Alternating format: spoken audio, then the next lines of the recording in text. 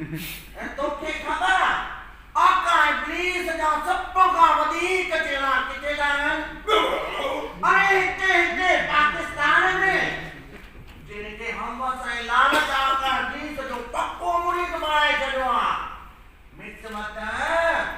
उन्हनि जो कमु ॾिसी सच कुझु न मूंखे ॾाढो छाण थींदो आहे दिलि चवंदी आहे त काश मां बि इंसान हुजां ऐं उन्हनि कीअं आका इब्लीस जी ख़िदमत करे पंहिंजो मान मतिलबु मथां कयां ज़रमूर छा हिते उहे इंसान बि आहिनि जंहिंजो मान मतिलबु आका इब्लीस वटि तोखां ऐं मूंखां मथां हुजे हाँ उहे इंसान जेके इंसानी रूप में धरतीअ ते बसाद जो ॿिज था पोखनि उन्हनि जो आका इब्लीस वटि असां खां वधीक मान मर्तबो आहे ओ त सरासर सभ्या ज़ुल्म कहर छो असां सीधा सवा पाए जा ठहियल ऐं हू किथे मिटीअ जा ठहियल पोइ बि उनजो मान मतिलबु असां खां मथे छो आहे छो वो इन करे त इहे इंसान वॾा फितनेबाज़ थी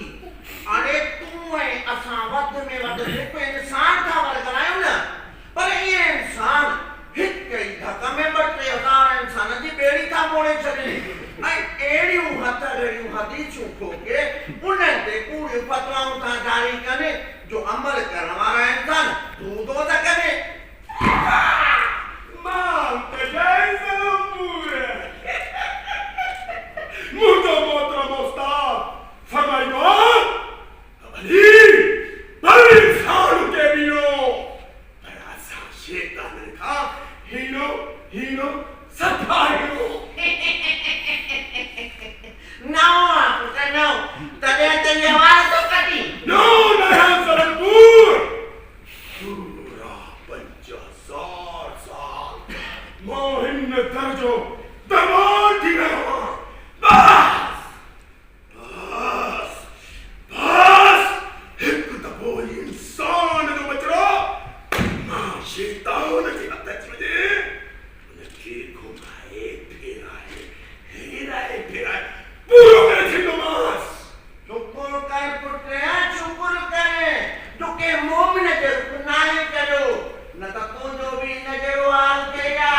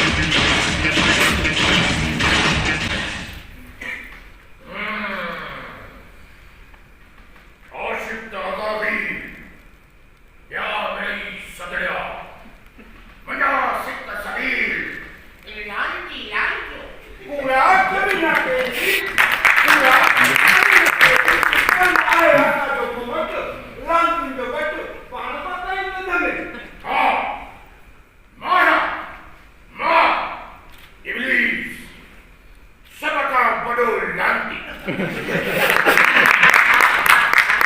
ना बचते फिर के इंसान जो असली दुश्मन हाँ माँ बता दे कुछ अरे माँ आका इब्लीस थे